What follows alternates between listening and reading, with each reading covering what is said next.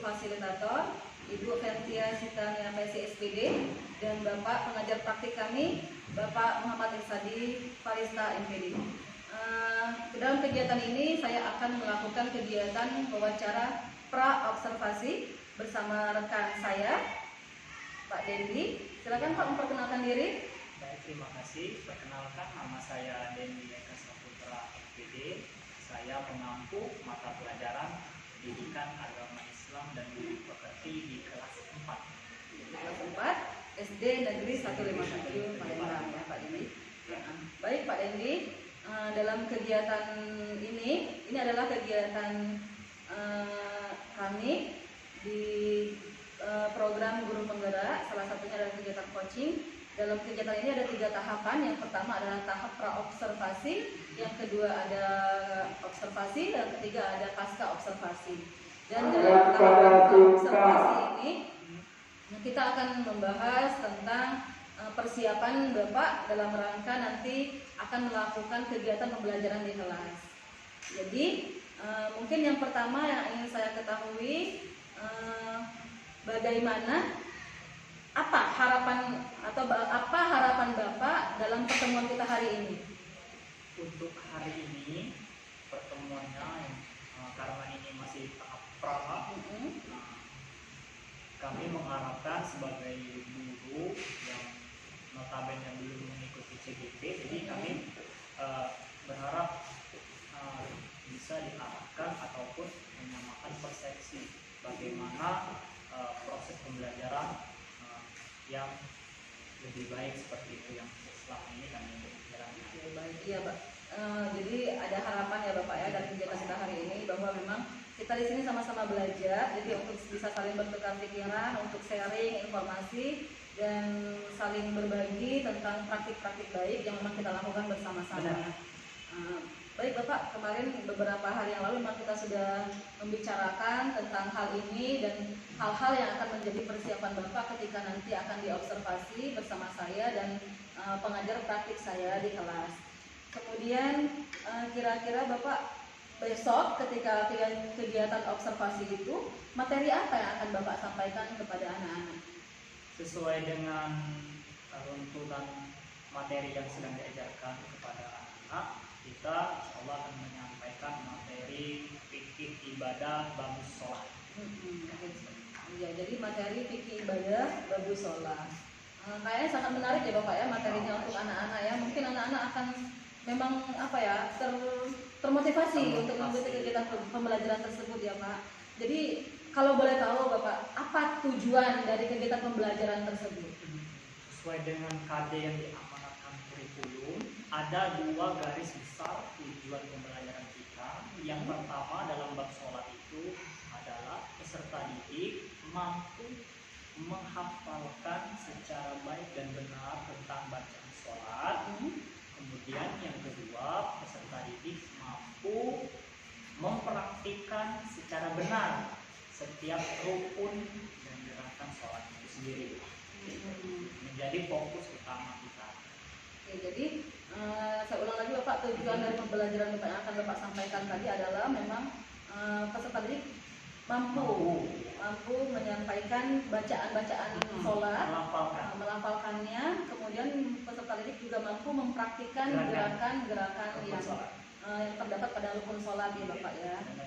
Baik Bapak, memang menarik Bapak ya kegiatan tersebut bagi anak-anak, mungkin mereka akan mulai mempersiapkan diri, termotivasi untuk bisa melakukan hal-hal yang memang kita ajarkan sama anak-anak di kelas ya Pak ya. Baik Bapak, kemudian dari kegiatan tersebut Pak, area mana yang memang menjadi pengembangan yang hendak Bapak capai? Secara umum ada 2 daerah pengembangan. Yang pertama itu kita mencoba untuk menyentuh daerah afektif dari peserta didik itu sendiri. Kalau di KI itu KI 1 aspek spiritual juga ditemukan.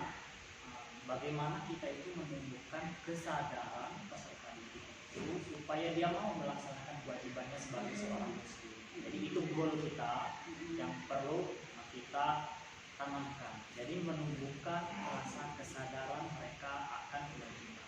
Itu yang pertama dalam ranah afektif. Kemudian yang tidak kalah penting dari ranah kognitifnya, kita mencoba menanamkan pengetahuan yang benar dan komprehensif kepada peserta didik itu.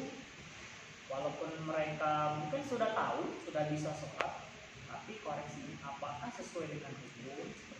Jadi kita di sini sebagai guru, sebagai fasilitator, kita akan menilai dan memfasilitasi tentang ibadah sholat siswa. Misalkan mereka mungkin gerakannya sudah bisa, apakah bacaannya benar, kemudian itu kalaupun bacaannya benar, apakah mahfaz dan tajwidnya itu sudah sesuai dengan kaidah bahasa Arabnya seperti itu. Jadi aspek kognitif itu juga tidak ada. Jadi di dalam kegiatan pembelajaran nanti akan ada beberapa hal yang menjadi pengembangan, fokus pengembangan ya Pak ya, khususnya pada bagian afektif sama kognitif peserta didik itu sendiri, sehingga memang ada tujuan-tujuan yang memang harus dicapai, sehingga memang siswa diharapkan bisa melakukan hal-hal tersebut dengan baik. Benar. Ya. Baik.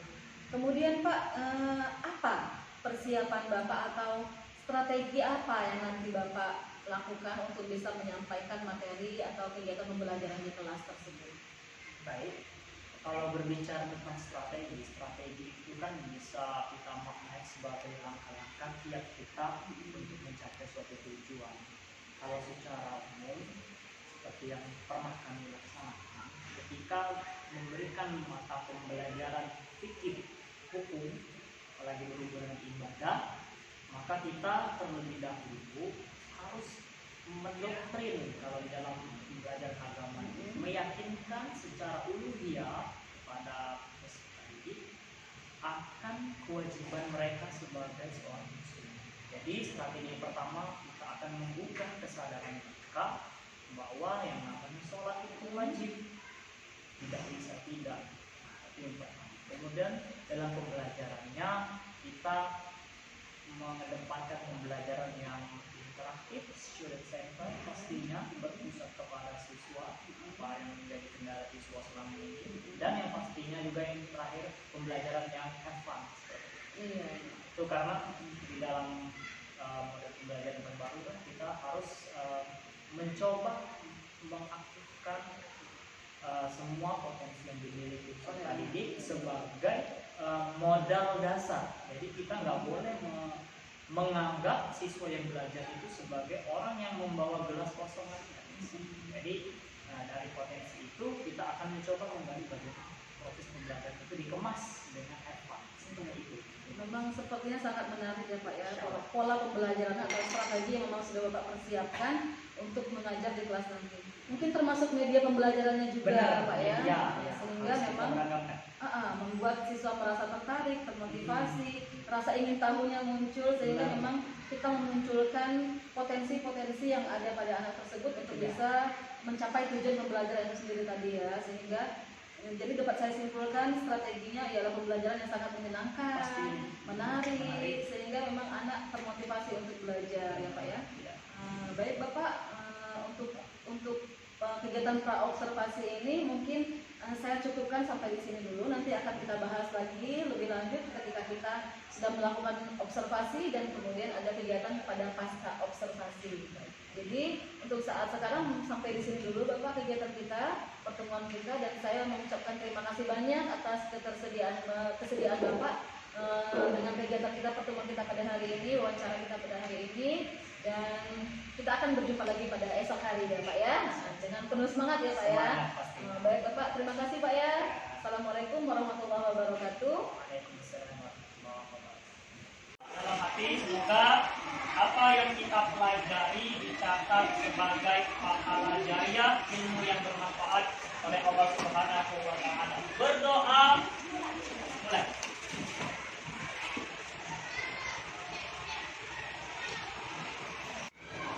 Sampai hari kiamat masih tetap berpengaruh pada kehidupan masih tetap.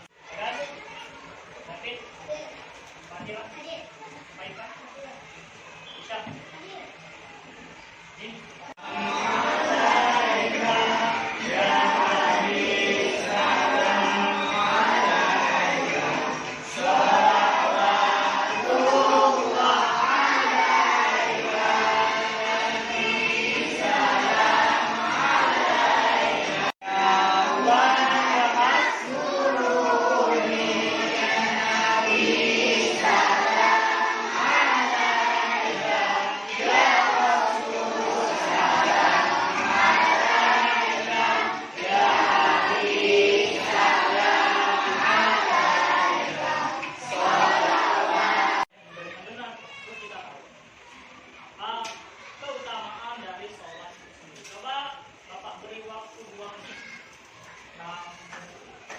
pahami gambar dan teks yang ada di buku ini. Kita baca dulu. Setelah itu baru kita akan bahas. Bagaimana anatomi dasar organisasi?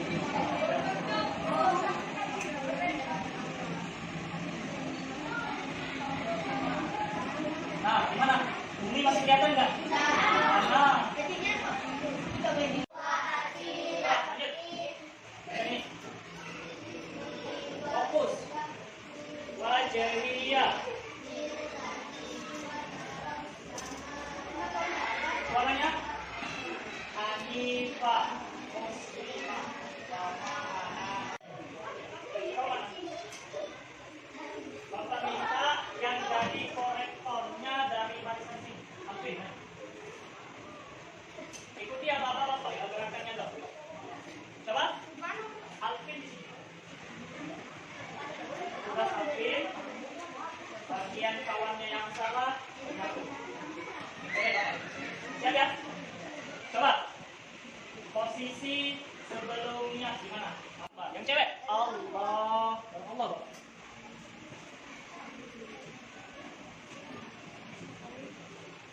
Nanti gantian kok. Hu Akbar. Bersedekap. Gimana gerakan bersedekap kemarin yang kita bahas? Awas jangan ada yang tukar. Nggak ada yang noleh-noleh. Fit, gunakan telunjuk. Oke, kok. Salah.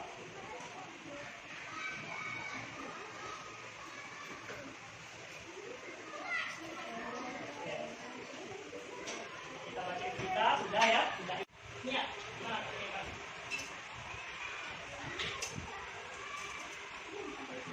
Padahal sudah kamu mendahului imam satu gerakan saja tetap. Misalkan imamnya baru, imamnya masih rukuk, Allah Akbar. Kamu tiba-tiba langsung berdiri sama. Ada bersih dari video. Oh, ajin gitu ya. Untuk kita lagi sholat ya. Ingat, kalau gerakan kita itu tidak sengaja dan terbatas. Misalkan fakir lagi sholat nih, sampingnya ada bapak-bapak. Ya kalau nggak tahu ya nggak apa-apa. Kita kan Islam, kalau kita nggak tahu ya nggak. Iya. Oke, cukup. Waktunya habis. Sekarang untuk tugas tulis di bukunya. Ayo, tugasnya sekalian buat ringkasan mengenai apa yang kamu dapatkan hari ini. Ilmu baru apa saja yang kamu dapatkan dalam bentuk karangan bebas. Misalkan aku baca, oh kalau sholat itu geraknya paling banyak 3 kali ya. Itu kan baru. Iya, kamu tulis apa yang kamu ketahui yang kamu peroleh dari belajar dengan adikmu. Kamu tulis itu. Apa namanya karangan? Alhamdulillah.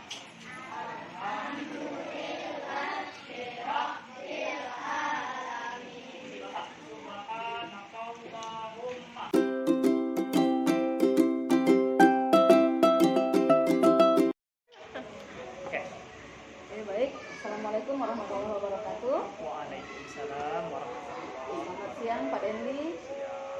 Baik, ini untuk kegiatan kita saat ini adalah kegiatan pasca observasi. Setelah kita melakukan kegiatan observasi di kelas tadi, saya sudah mengamati dan saya sudah melihat bagaimana Pak Dendi menyampaikan pembelajaran di kelas. Itu juga merupakan pembelajaran yang sangat menarik sekali sehingga siswa-siswa juga ikut antusias, ikut tertarik untuk bisa mengikuti pembelajaran tadi dengan sangat baik. Kemudian Pak Dendi ada beberapa hal yang akan saya tanyakan sama Pak Dendi mengenai kegiatan pembelajaran tadi. Kira-kira dari kegiatan pembelajaran tadi menurut Bapak apa saja yang sudah berlangsung atau yang sudah terpenuhi atau yang belum terpenuhi? Baik, terima kasih Bu Media. Kalau kita lihat dari tujuan pembelajaran tadi, ada 3 garis besar yang diamanatkan kurikulum, di mana tertuang dalam KD 3, 1, dan KD 4, 3. Jadi kita fokus pada KD 3, 4. Walaupun di dalam PAI itu KD yang paling penting itu KD 1, spiritual. Iya. Ada beberapa tujuan. Yang pertama tadi kita ambil secara kognitifnya, kemampuan siswa itu bagaimana dia memahami dan menyadari tentang kewajibannya sebagai seorang muslim, di mana kajian kita tadi tentang fikih ibadah, bagus sholat. karena dalam kupai itu ada beberapa bagian sebenarnya rumpun. Oke. Itu yang pertama. Yang kedua, kita tadi mempelajari tentang bacaan dan gerakan dalam rukun sholat sebagai rukun syarat sah sholat. Kalau kita lihat dari refleksikan dari pembelajaran tadi, untuk bacaan itu hampir sekitar 80% siswa sudah memahami. Karena kenapa? Untuk sholat itu walaupun kita belajar sholat tadi, bukan berarti anak itu tidak memiliki kemampuan awal. Karena jauh hari sebelum masuk ke tempat itu, kami sudah wajib ngaji, wajib bisa. Nanti anak sudah punya basic dan alhamdulillah sudah terpenuhi. Kemudian untuk gerakan sholat, bahkan mereka sudah bisa menjadi tutor. Kita mendapatkan tutor sebaya, mereka bukan hanya bisa untuk mereka sendiri, tapi mereka bisa membenarkan ataupun mengoreksi dari temannya. Itu sebuah capaian yang prestisius kalau menurut kami, karena apa yang kita harapkan, kemudian yang kurikulum harapkan itu sudah melampaui. Itu. Ya, terima kasih Pak Deni. Sekilas. Jadi hal-hal yang memang sudah terpenuhi tadi memang yang sudah kami lihat juga ada beberapa aspek seperti tujuan pembelajaran, kemudian kegiatan atau langkah-langkah pembelajaran, kemudian ada juga penilaian ya Pak Deni ya, seperti penugasan yang memang diberikan kepada anak-anak. Kemudian dari beberapa hal itu tadi, apa yang menjadi ukuran keberhasilan dalam kegiatan pembelajaran tersebut, khususnya dalam pencapaian Siswa. Sebenarnya kalau untuk melihat real dalam pembelajaran tentang sholat itu nanti kita lihat di jam 12 nanti. Karena ukuran yang pertama itu dalam kurikulum kayak 3 itu aspek spiritual, itu melaksanakan ajaran agama yang dipenuhi. Nanti walaupun anak itu sudah paham dengan bacaannya, dia sudah fasih, gerakannya dia sudah tertib, tapi kalau nggak dilaksanakan itu berarti gagal. Artinya apa? Kita lihat implementasi, apakah dia sudah menerapkan, apply dari kemampuan dia. Nanti kalau dia sudah sadar, seperti kayak Ramadan kemarin, kami bikin tugas catatan sholat lima waktu semua puasa. Hampir sebagian besar siswa itu ngomong, Pak saya sholat lima waktu, berdecak kan? Karena kenapa? Kita dapat transferan juga. Seperti itu. Berarti berhasil belajar kita. Karena untuk mengukurnya pencapaian. Ya, seperti itu. Jadi kalau untuk secara tertulis, secara tekstual katakanlah kita mengukurnya kan ada di RPP, kita bisa bikin grafik ataupun dari lembar pengamatan itu bisa secara tertulis. Tapi kalau secara real berhasil atau tidak pelajaran kita ketika pelaksanaan sholat. Jadi menurut Pak Dendi memang ukuran keberhasilan dari kegiatan pembelajaran ini yang pertama itu adalah memang berdasarkan penilaian pengetahuan yang memang bisa kita berikan penugasan kepada anak secara tertulis, sedangkan yang aspek selebihnya dari itu adalah praktek langsung ya Pak ya. Kesadaran mereka. Tindak lanjut anak terhadap kegiatan pembelajaran tersebut, aksi nyata ya Pak ya. Itu yang kita harapkan dalam pembelajaran. Bukan hanya habis di kelas selesai, nggak mau. Nanti kita dapat bagian apa nih? Kemudian Pak, menurut Bapak nih dari kegiatan pembelajaran yang sudah berlangsung tadi, apa yang menjadi hambatan atau apa yang menjadi gangguan yang ditemui dalam kegiatan pembelajaran tersebut? Sebenarnya kalau kita berbicara dengan berhubungan dengan terhadap katakanlah gangguan ataupun mungkin hal-hal yang menjadi hambatan dalam pembelajaran itu banyak faktor. Tapi secara garis besar yang menjadi faktor penghambat dari proses pembelajaran itu adalah basic awal, kemampuan dari siswa. Karena kenapa? Dengan waktu 2 kali 35 menit itu tidak mungkin akan tercapai dalam 1 atau 2 kali pertemuan tujuan pembelajaran. Jadi mau tidak mau siswa itu harus menjaga baik itu ketika TPA ataupun belajar dengan orang tua. Apalagi ini hubungannya dengan ibadah yang setiap hari sampai mati bahkan itu dilaksanakan. Jadi tidak akan cukup. Jadi kalau dikatakan secara garis besarnya apa hambatannya, yaitu tadi kemampuan awal siswa dan durasi waktu. Kalau untuk secara klasikal, belajar di kelas itu sangat menyenangkan, apalagi kan belajar sekarang itu harus menyenangkan, student center. Jadi guru itu sebagai fasilitator saja, biarkan mereka sendiri. Tapi nggak bisa kita lepaskan. Kenapa? Uluhiyah ini. Ya, baik. Jadi menurut Bapak yang menjadi hambatan utama itu adalah memang sebenarnya pada anak itu sendiri Iya, ya Pak ya. Basic dasarnya apa Iya. memang pembekalan yang memang Maupun awal dia. dibawa kemampuan awal yang dibawa oleh anak dari rumah, sehingga di sekolah kita hanya menambahkan Betul. pengalaman untuk menguatkan kemampuan anak tersebut ya Pak ya. Dengan itu Pak ada beberapa hambatan tadi. Jadi bagaimana cara Bapak untuk mengantisipasi hambatan itu sendiri? Nah, yang jelas kita harus bekerja sama, yang pertama dengan wali kelas dan wali murid.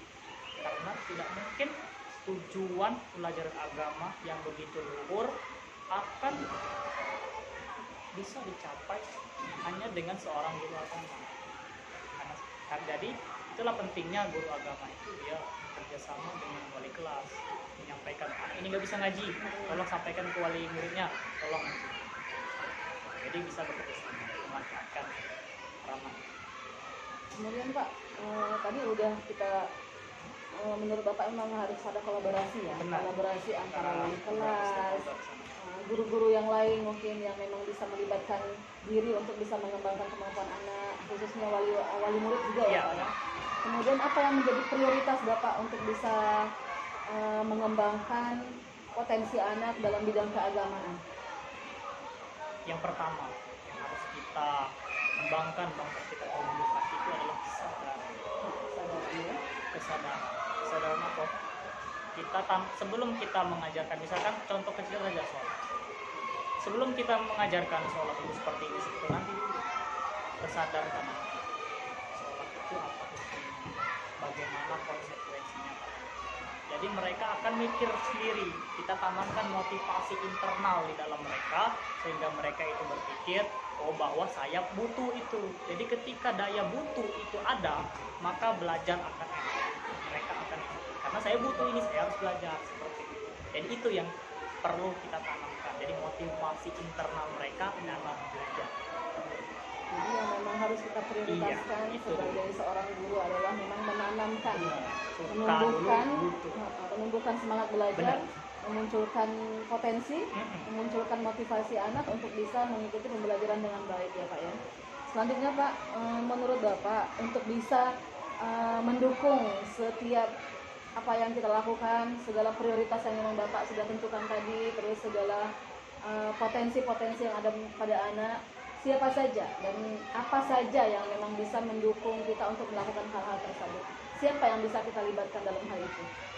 Sebenarnya kalau berbicara terhadap pihak-pihak yang terlibat dalam dunia pendidikan itu cukup luas ya. Tidak cukup hanya guru saja, juga kita seperti yang tadi kita kerjasama juga dengan wali murid, juga dengan pihak sekolah. Alhamdulillah sekolah kita memfasilitasi di apa yang kita inginkan bisa. Jadi kita libatkan semua pihak lagi ingin mencapai tujuan catatan dalam jangka panjang. Anak itu bisa diimplementasikan dari pemahamannya untuk support kemudian sampai ke masyarakat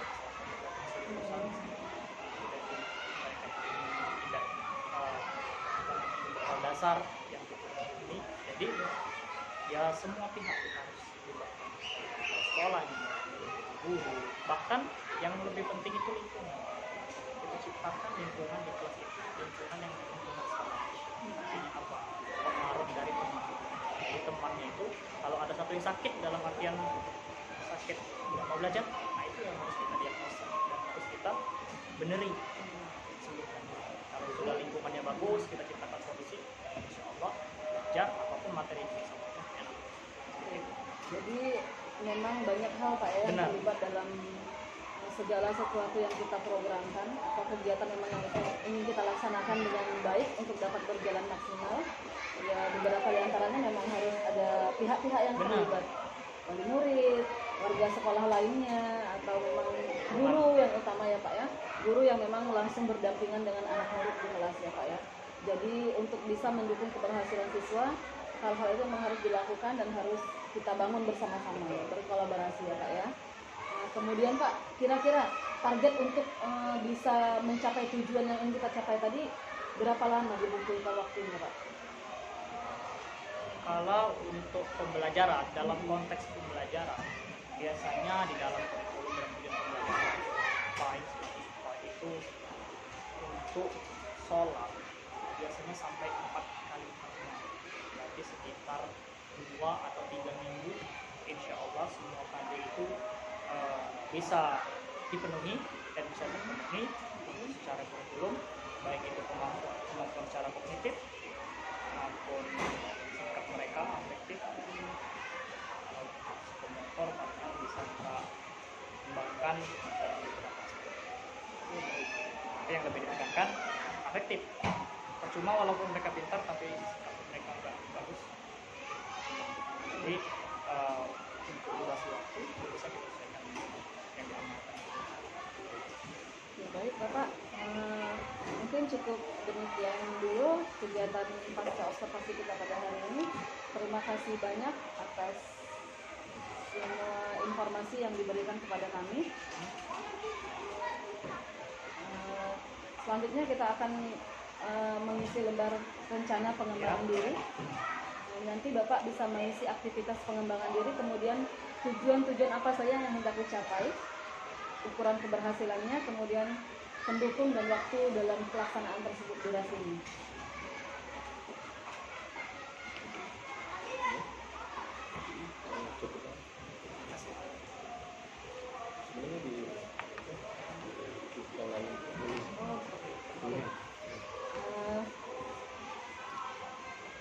Baik Pak, kira-kira aktivitas pengembangan diri seperti apa yang ingin Bapak lakukan untuk bisa meningkatkan kompetensi kita sebagai seorang guru?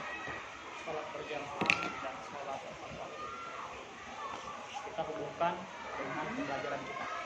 Jadi yang ingin kami kembangkan itu sholat berjamaah dan tepat waktu itu sebagai prioritas. Tujuannya berhubungan dengan kegiatan itu, tujuannya apa Pak? Menumbuhkan kesadaran peserta didik terhadap kewajibannya.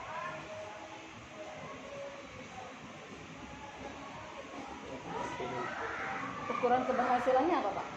Ukuran keberhasilannya bisa kita lihat berdasarkan kedisiplinan mereka dalam menjalankan sholat. Apa yang akan menjadi faktor pendukung untuk bisa terlaksananya kegiatan tersebut? Pertama, faktor pendukungnya fasilitas kita memadai dan lingkungan yang agamis.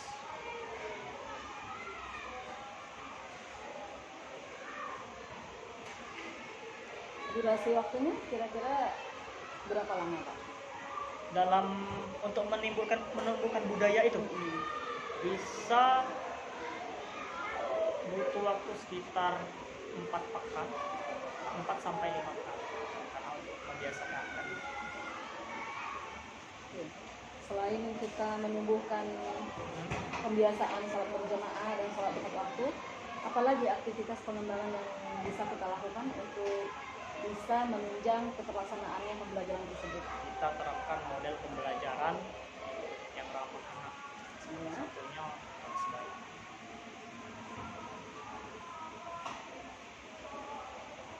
Pembelajaran ramah anak. Dari pembelajaran ramah anak ini, tujuan yang ingin kita capai apa Pak? Menumbuhkan percaya diri. Menumbuhkan sikap percaya diri. Ada lagi Pak? Dan kepedulian mereka terhadap teman. Itu sudah berhubungan dengan ini ya, Ya. Pak, kompetensi sosial emosional kita. Betul.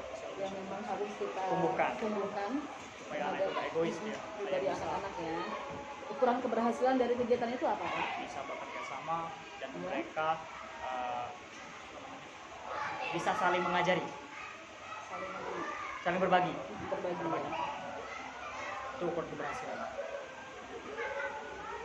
Pendukung yang dapat menunjang hal-hal tersebut apa Pak? Bisa dari pertemanan mereka ataupun kondisi lingkungan sosial yang ramah anak. Coba kalau ada bullying seperti apa bisa. Dari hal-hal itu yang berhubungan dengan pembelajaran ramah anak ini, berapa lama durasi waktu yang memang kita perlukan untuk menumbuhkan Sikap itu budaya 2 itu? pekan cukup. 2 pekan. 2 pekan karena sudah dicoba. 2 pekan mereka saling sudah mulai duduk.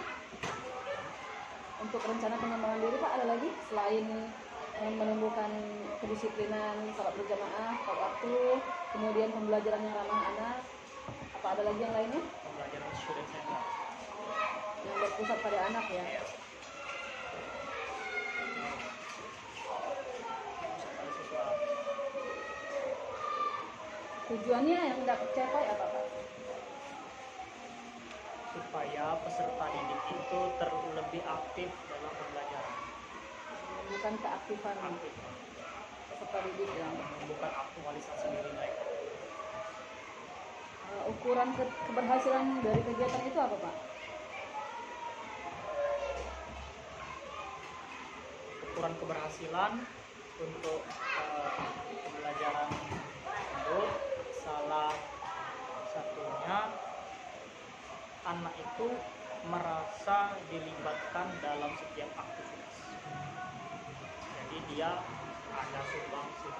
Jadi saya nggak cuma duduk di kelas nih cuma dengarkan kayak gelas kosong, nggak. Iya. Itu sudah agak zaman lagi. Jadi memang pembelajaran yang berpihak pada Betul. anak ya Pak ya. Pendukung dari hal itu yang menjadi pendukungnya apa Pak? Fasilitas Ya. memadai, bacaan, sumber bacaan, Sumber bacaan seperti perpustakaan, literasi, jangan literasi ya Pak ya. dan media pembelajaran lain. Sangat penting. Durasi waktu yang diperlukan berapa lama Pak? 2 pekan. 2 pekan. Oke. 2 pekan itu berarti sekitar 4 kali pertemuan. Oh, 4 kali pertemuan ya. Iya. Oke baik Bapak, apa ada yang lainnya? Cukup. Demikian Bapak, ada hal-hal yang saya dapat di sini, rencana pengembangan diri yang memang bisa kita lakukan, khususnya untuk guru menanamkan atau menumbuhkan kebiasaan sholat berjamaah sehingga menjadi contoh dan teladan yang baik bagi rekan sejawat atau bagi murid-murid yang lain. Kemudian ada pembelajaran yang ramah anak, Iya. dan yang terakhir adalah pembelajaran yang memang berpusat pada anak, Betul. berpihak pada anak ya Pak ya. Oke baik Bapak, demikian dulu kegiatan kita pada hari ini, kegiatan pasca observasi. Saya mengucapkan banyak terima kasih atas dukungan Bapak, bantuan Bapak terhadap kegiatan yang kita lakukan bersama-sama ini. Semoga kita saling belajar dan berbagi dan mengambil manfaatnya untuk kita bersama. Amin. Saya cukupkan. Sekian, terima kasih. Wassalamualaikum warahmatullahi wabarakatuh. Waalaikumsalam.